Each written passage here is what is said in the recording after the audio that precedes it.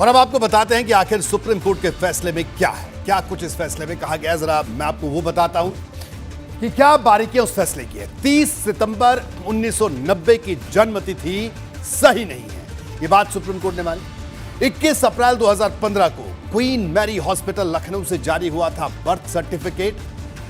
21 जनवरी 2015 को नगर निगम लखनऊ से जारी हुआ था बर्थ सर्टिफिकेट। ये दोनों प्रमाण पत्र 30 सितंबर 1990 को जन्म होने का सबूत नहीं माने जा सकते हैं। फैसले में यह बात कही गई। इसी के आधार पर बनाया गया था आधार कार्ड, इसी के आधार पर ड्राइविंग लाइसेंस और वोटर आईडी बनाए गए, जबकि पासपोर्ट पर 1 जनवरी 1993 की तारीख दर्ज है। 10वीं और 12वीं के सर्टिफिकेट पर 1 जनवरी 1993 की तारीख है।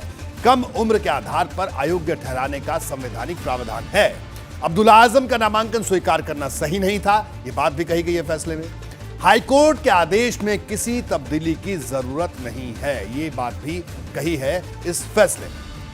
बढ़ते आगे और अब बात करते हैं मायावती की, जिन्होंने अखिलेश यादव पर चुभता हुआ तंज कसा। इस बार मायावती ने गोला विधानसभा सीट पर हुए उपचुनाव को हथियार बनाया और अखिलेश की काबिलियत पर सवाल उठा दिए। मायावती ने यह बताने की कोशिश की कि चुनावी मैदान में अगर सपा और भाजपा की सीधी टक्कर भी होती है तो सपा भाजपा को हराने की ताकत नहीं रखती।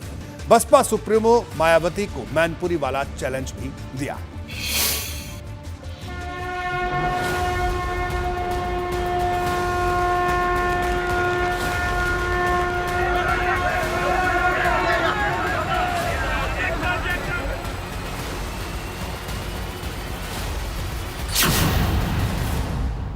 गोला विधानसभा सीट पर हुए उपचुनाव में सपा की करारी हार हुई तो पार्टी को जवाब ढूंढते नहीं बन रहा।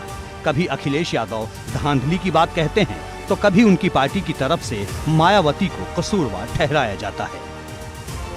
दरअसल गोला उपचुनाव में हार के बाद सपा की तरफ से एक ट्वीट हुआ था जिसमें लिखा गया, बसपा अपना वोट भाजपा में साइलेंटली ट्रांसफर करवाती है। दलितों, पिछड़ों और मुसलमानों के साथ बसपा की ये धोखेबाजी है। बसपा प्रमुख मायावती जी केंद्र शासित भाजपा सरकार के दबाव में हैं और बसपा हर चुनाव में सपा को हराने का ठेका लेती है। 2014 से लेकर 2022 तक यही हुआ है। यानी सपा ने एक बार फिर इशारों में 2019 का जिक्र किया और मायावती पर भाजपा से मिली भगत के आरोप लगाए। हालांकि मायावती ने जवाब देने में देर नहीं की।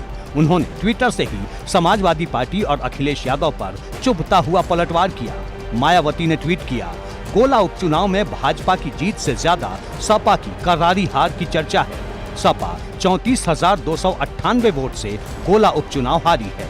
बसपा यहाँ भी चुनाव मैदान में नहीं थी, तो अब सपा अपनी हार के लिए कौन सा नया बहाना बनाएगी? देखिए, गोला उपचुनाव में जिस तरीके से इलेक्शन कमीशन और भारतीय जनता पार्टी के गठबंधन ने जीत हासिल की है, मायावती जी गोला उपचुनाव की हकीकत जानती हैं, लेकिन मायावती जी सच नहीं बोलेंगी क्योंकि उनको सच बोलने से डर लगता है। विधानसभा चुनाव के बाद जितने भी उपचुनाव हुए हैं, सपा बारी बारी से अब तक सभी उपचुनाव हार गई। फिर चाहे वो आजमगढ़ और रामपुर की लोकसभा सीट का हाल रहा हो या फिर लखीमपुर की गोला विधानसभा सीट का।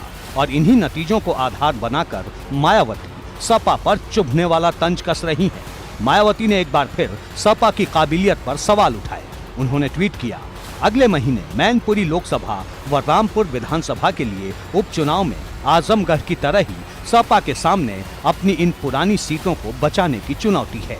देखना होगा कि क्या सपा ये सीटें भाजपा को हराकर पुनः जीत पाएगी या फिर वो भाजपा को हराने में सक्षम नहीं है, ये पुनः साबित होगा।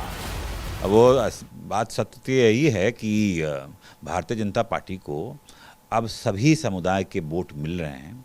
जो लोग भ्रांतियां फैलाते थे कि फलाने वर्ग नाराज हैं, वो गोला का चुनाव परिणाम देख सकते हैं और आगे के भी ये दर्शाता है कि अब बीजेपी वर्सेस रेस्ट होगा पूरे देश में और ये एक नई राजनीति का युग है मोदी जी और योगी जी के। सपा एक बार फिर सबके निशाने पर है, फिर चाहे वो भाजपा हो या बसपा। लेकिन असली चुनौती तो मैनपुरी लोकसभा सीट है, जहां नेताजी की विरासत को बचाना है, क्योंकि बार बार अगर सपा हार का बहाना बनाएगी तो जनता भी इसे हजम नहीं कर पाएगी। गोला उपचुनाव के नतीजे पर अखिलेश ने कहा था, गोला उपचुनाव में सरकार ने लोकतंत्र को पराजित किया है। कदम कदम पर धांधली हुई, सपा कार्यकर्ताओं को प्रताड़ित किया गया। इस चुनाव में लोकतंत्र की मर्यादाएं तार तार हुई हैं। मतदाताओं ने सपा को 90,000 वोट देकर भाजपा को चुनौती दी है। प्रशासन तंत्र ने भाजपा कार्यकर्ता के रूप में काम किया। कारण है, एक तरफ सरकार चुनाव लड़ रही थी, एक तरफ समाजवादी पार्टी का कार्यकर्ता चुनाव लड़ रहा था। तो सरकार ने पूरी तरीके से जो भय का माहौल बनाया, उस भय के माहौल की वजह से हम लोग चुनाव हारे। अखिलेश कहते हैं कि भाजपा के राज में कहीं भी स्वतंत्र और निष्पक्ष चुनाव संभव नहीं। अखिलेश ने इस उपचुनाव में भी चुनाव आयोग की भूमिका पर सवाल उठाए। यानी जब जब चुनाव मैदान में सपा को झटका लगेगा, अखिलेश उसका कसूरवार प्रशासन और चुनाव आयोग को ठहराएंगे, ये तय है। एबीपी गंगा के लिए ब्यूरो रिपोर्ट।